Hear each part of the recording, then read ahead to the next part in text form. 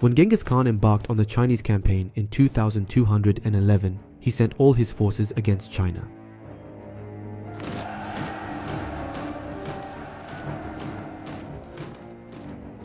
Soldiers from the Naimans and Makids under the control of the Naiman prince, who opposed the Mongol rule, fled westward to the Qara Khitai. Jalaluddin accepted them and married his daughter to the Naiman prince. During Genghis Khan's campaign in China, wars broke out between the Khwarezm Shahs and the Qara Khitais and the Naiman prince, who was the son-in-law of Qara Khitai Gurhan. He had seized his father-in-law's throne in agreement with the Khwarezmlis. Genghis Khan could not leave his old enemy, the Naiman prince, as the ruler of Qara Khitai. After capturing Beijing, he sent one of his best commanders, Jebe Noyan, with a force of 20,000 men against the Qara Khitais.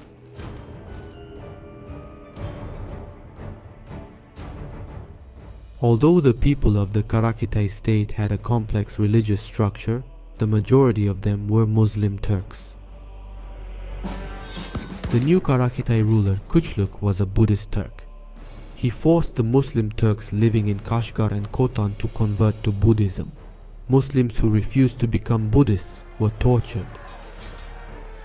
When Jebe entered the Qara Khitai state with his army, Kuchluk left the country. Entering the capital Balasagun, Jebe captured the city without encountering any resistance from the people. As a result of the atrocities committed by Kuchluk against the Muslims saw the Mongols as a savior. In fact, when Jebe entered the city, he was greeted by the Muslims as a favor of Allah.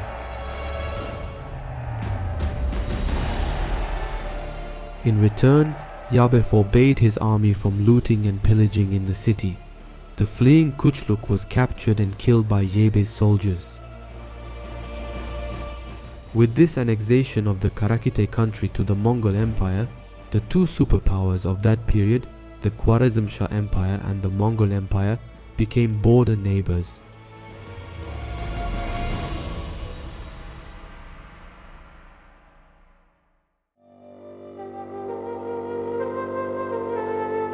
China's riches had always attracted Muslims throughout history. Just as the Umayyad Caliph Hajjaj bin Yusuf and his governors had long dreamed of conquering China, Sultan Alauddin Muhammad Khwarezm Shah dreamed of conquering China. However, when he heard that the Mongols had beaten him to it, he sent Sayyid Bahaiddin Razi to Beijing to confirm the news. From there, Al-Raza traveled to Karakorum, the capital of the Mongol Empire, and met with the Mongol Emperor Genghis Khan. During their meeting, Genghis Khan told him that he would welcome the caravans of both sides to travel freely and that the merchants would be in complete safety within his country. In 218, Genghis Khan sent an embassy delegation of Muslims to Alauddin Muhammad Khwarazm Shah. The spokesman of the delegation informed Khwarezm Shah that Genghis Khan considered Khwarezm Shah Alauddin Muhammad as his most beloved son, wanted to be friends with him, and asked him to keep his doors open for the traders of both nations. Khwarezm Shah Alauddin Muhammad said to the delegation, "You know the extent of my country and the size of my armies. How dare your Khan address me as his son?" But Mahmud Yalvas was able to calm him down and conclude a trade agreement between the two states.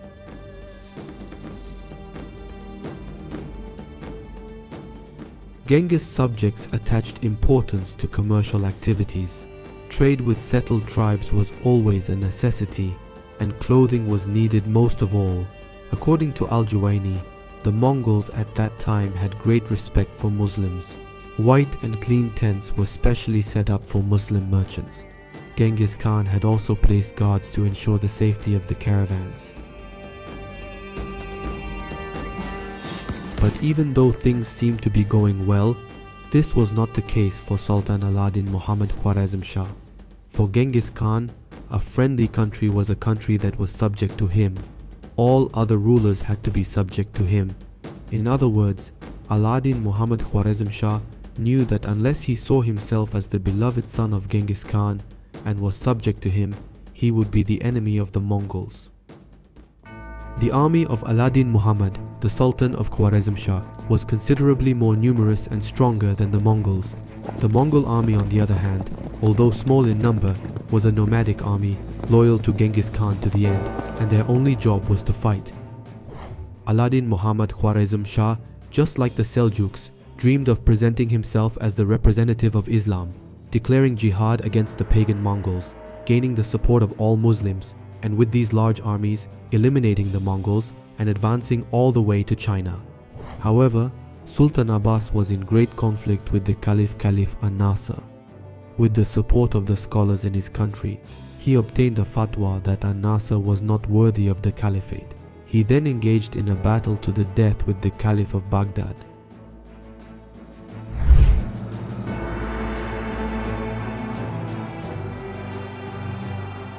This mortal enmity between the Sultan and the Caliph left the Islamic world divided and powerless in the face of the Mongol invasion.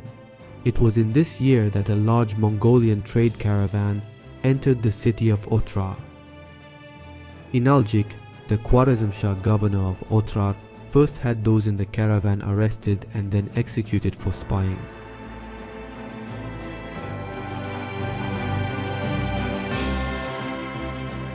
When Genghis Khan heard about this, he was extremely angry and sent an embassy delegation to the Sultan and demanded that Inaljik, the governor of Otrar, be handed over to him. However, it was Sultan Alauddin Muhammad Khwarezm Shah himself who ordered the death of those in the caravan.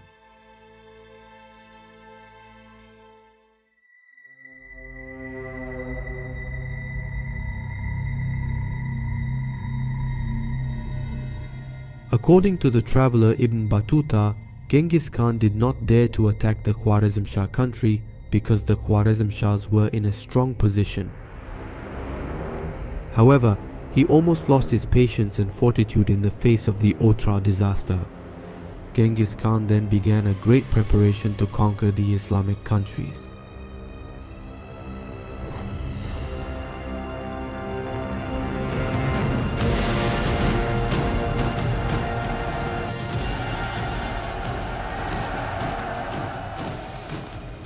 Genghis Khan had about 200,000 soldiers under his command. Although this force was outnumbered by the Khwarezm Shah army, it was disciplined and had a strong staff.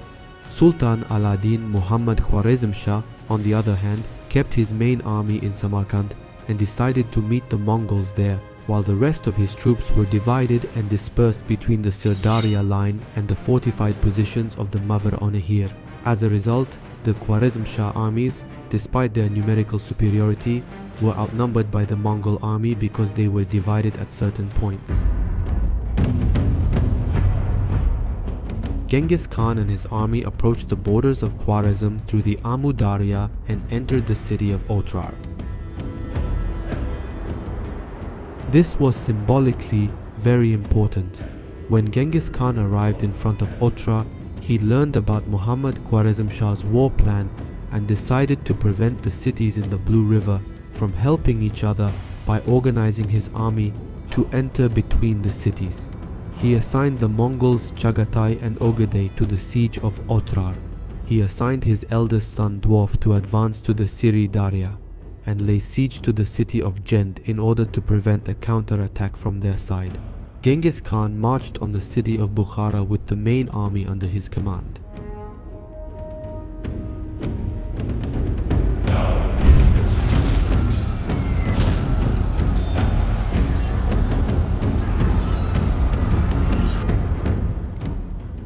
After ravaging Bukhara, Genghis Khan turned his attention to the capital Samarkand.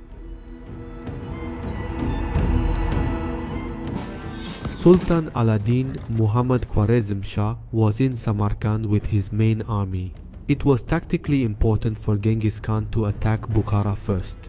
It interposed itself between the capital and the other cities and prevented the Khwarezm armies from uniting. When Sultan Muhammad Khwarezm Shah saw that his line of retreat had been cut and that the forces he had expected from Khorasan had not arrived, he panicked and left Samarkand with his entourage. Meanwhile, Chagatai and Ogadai had captured the city of Otrar and marched on Samarkand with their forces. When Samarkand was besieged by the Mongols, the Samarkanders, abandoned by their sultan, could hold out against the Mongols for only 5 days. At the end of the 5th day, the city was surrendered to the Mongols. The massacre in Samarkand was so great that only enough people to fill a neighborhood were left alive. In the meantime, Genghis Khan's eldest son Juchi had captured the city of Jend and went south to lay siege to the former capital of the Khwarezm Shahs, Gurgensi.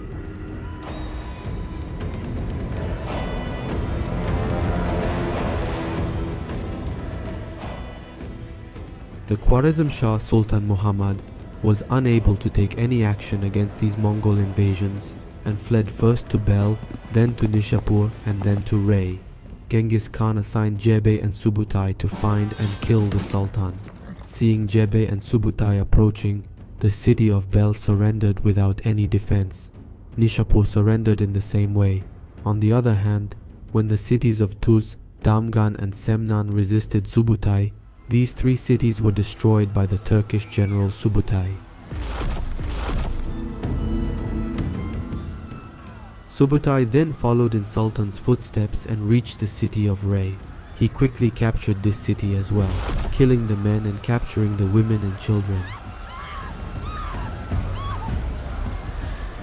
In the face of this relentless pursuit, the Sultan was exhausted and took refuge on an island in the Caspian Sea. There, exhausted, he died in December 1220. Before his death, he had appointed his son Jalaluddin Khwarezm Shah as his successor. Jalaluddin Khwarezm Shah had inherited from his father a state that was about to collapse.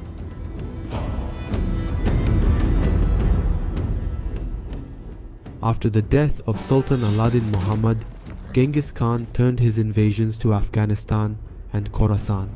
Although the city of Balkh surrendered to Subutai, Genghis Khan entered the city and sacked it by Mongol soldiers. Genghis Khan's son Tului captured the city of Merv without a fight, although all the inhabitants were killed. Sitting in a gilded armchair, Tului watched these massacres with glee. Only 400 artisans were spared. The city of Gurgench could only fall when Ogadei came to its aid. Except for the artisans sent to Karakorum, the entire population was put to the sword. Meanwhile, in the Turkish defense of Nishapur, Genghis Khan's son-in-law Tochukar was killed. When Genghis Khan's daughter demanded that not a single soul be left alive in the city, Genghis Khan gave this task to his son Tului. Tului laid a fierce siege to the city of Nishapur. Unable to withstand the Mongol offensive, the city of Nishapur fell. The Mongols massacred everyone, including women and babies. Even cats and dogs were caught and thrown into the fire and burned.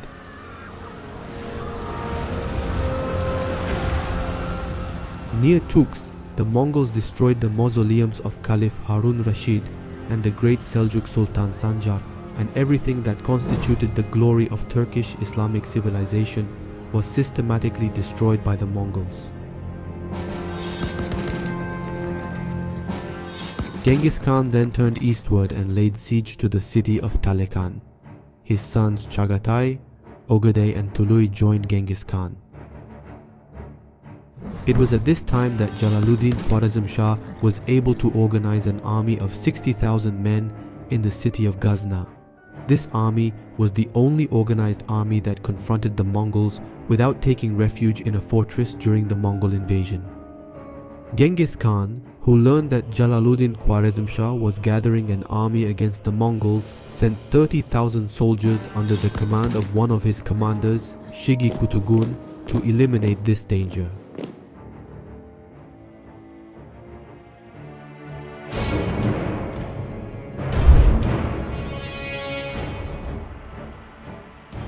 Jalaluddin Khwarezm Shah met the incoming Mongol army near Parwan.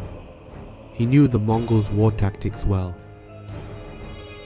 The Mongols planned to weaken and defeat the Khwarezm Shah army from 4 sides with their mounted archers. On the other hand, Jalaluddin Khwarezm Shah had positioned his army in the middle of 2 mountains to prevent the Mongol soldiers from moving around him, and he eliminated this danger by leaning his right and left against the mountains.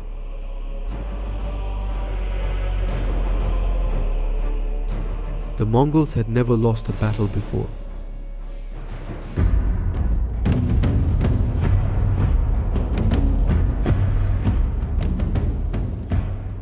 The battle began with an attack by Mongol horse archers. In the face of this attack, Jalaluddin Khwarezm Shah ordered the Khwarezm archers to attack.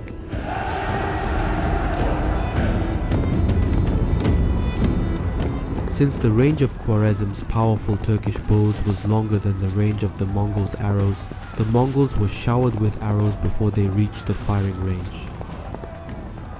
Shigi Kutugu withdrew his archers to avoid losing more men. Shigi Kutugu thought that if he came into close contact with the Khwarazmian soldiers, he could easily disperse the Khwarazmian army, so he ordered his soldiers to attack en masse. Mongol horsemen began to advance on the Khwarezm Shahs at full speed. In response, Jalaluddin Khwarezm Shah pulled his archers to the ground and ordered arrow fire from the air, while his spearmen moved to the front lines and met the Mongol horsemen with their long spears.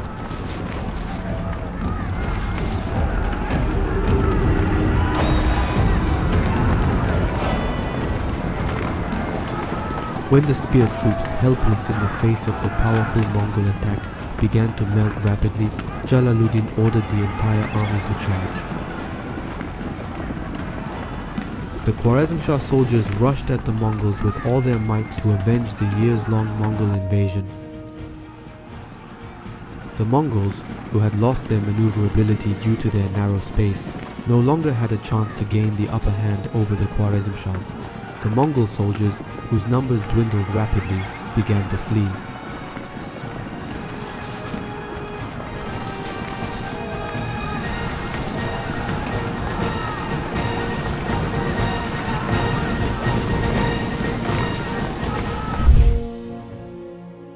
Thus, the Battle of Parwan ended with the victory of Jalaluddin Khwarezm Shah. The rapidly advancing Mongol invasions were stopped for the first time. The Mongols had lost a battle for the first time.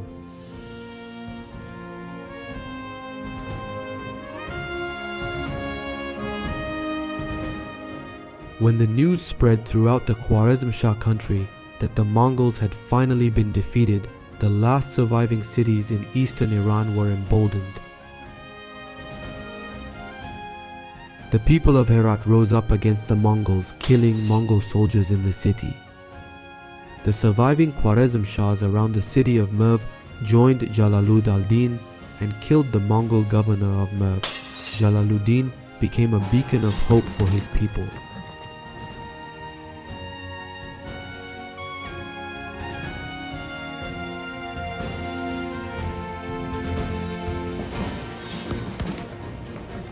Upon hearing the news of this defeat, Genghis Khan wanted to deal with the Khwarezm Shah Sultan personally. Genghis Khan assigned one of his generals, Al-Sijide, to retake the revolted city of Herat and Shiki Kutugu to suppress the uprising in Merv.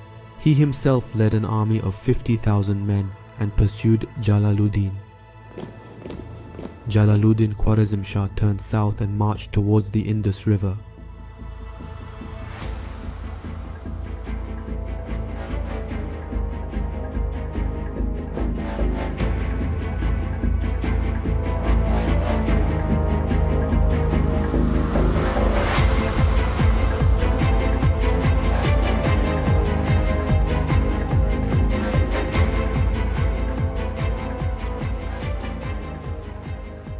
Jalaluddin Khwarezm Shah and Genghis Khan's army came face to face at the Indus River.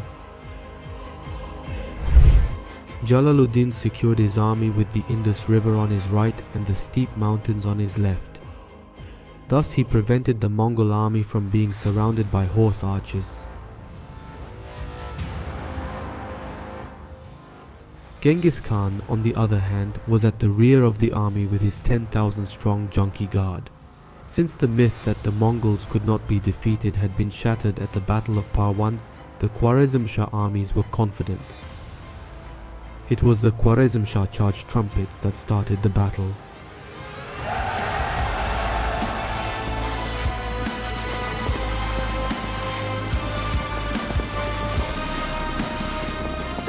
On Jalaluddin's orders, the right-wing forces moved against the Mongols. The Mongol left wing responded to this attack and was overwhelmed by the Khwarezm Shah offensive. Genghis Khan sent reinforcements to the left wing from the center, while Jalaluddin likewise sent reinforcements to help the right wing. The Mongol center and right wing then attacked, breaking the connection between Jalaluddin and his right wing.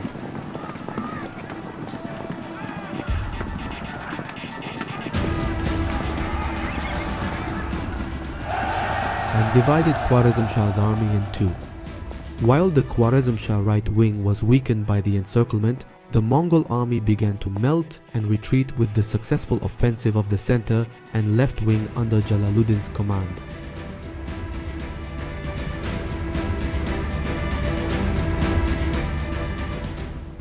Genghis Khan was unable to achieve the desired result because of the steep mountains protecting the Khwarezm Shah soldiers. He had to draw the Khwarezm army to him in order to gain victory. Therefore, he ordered his army to retreat.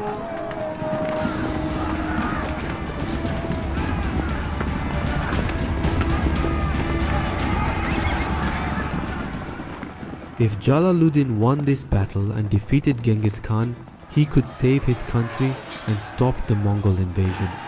Now he had the opportunity he had been waiting for, and the Mongols began to retreat.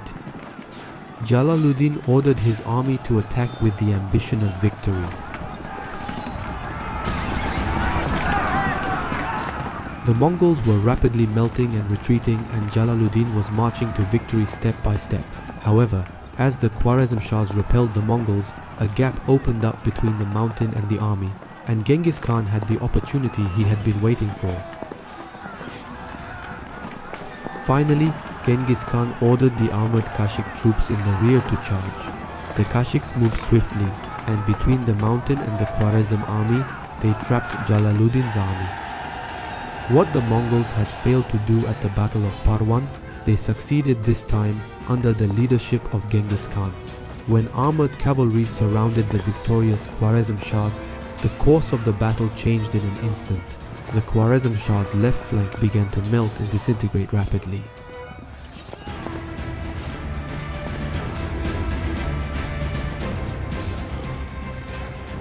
Seeing the collapse of the Khwarezm left wing, Genghis Khan ordered his army to attack. By the time Jalaluddin realized what a trap he was being led into, it was too late. The Khwarezm Shah army had dispersed and there was no chance of turning the battle around. Jalaluddin took his guard unit, his mother and his wives and marched towards the Indus river.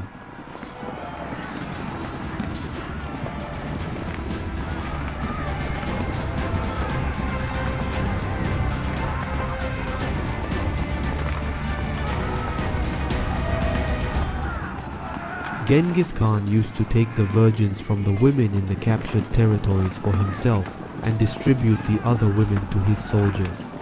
When Jalaluddin's mother and his wives wept and cried, "For God's sake, kill us, but do not make us prisoners of the Mongols," he ordered his soldiers to throw them into the river and watched sadly as they drowned in the river.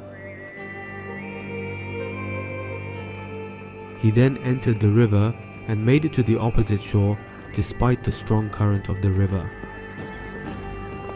Genghis Khan prevented his soldiers from following him and said about Jalaluddin, "The son of such a father is fortunate. He saved himself from two troubles like water and fire and reached the shore." Jalaluddin and his 700 surviving soldiers were eye to eye with the Mongol army across the river.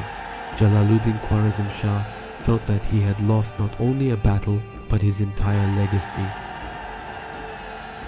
As he and his men turned toward India and out of sight, Genghis Khan sent his soldiers under Belanoyan to capture and kill Jalaluddin.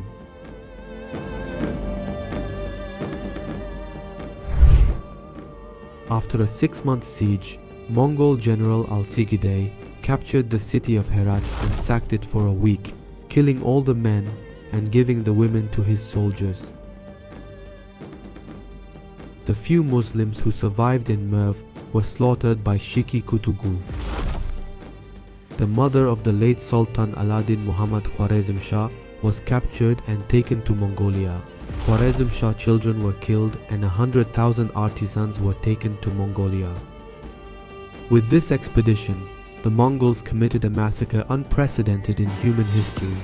As a result of this campaign, 9/10 of the country lost their lives or were captured. Al-Juwani wrote that not even a tenth of the people were left alive at the end of the campaign.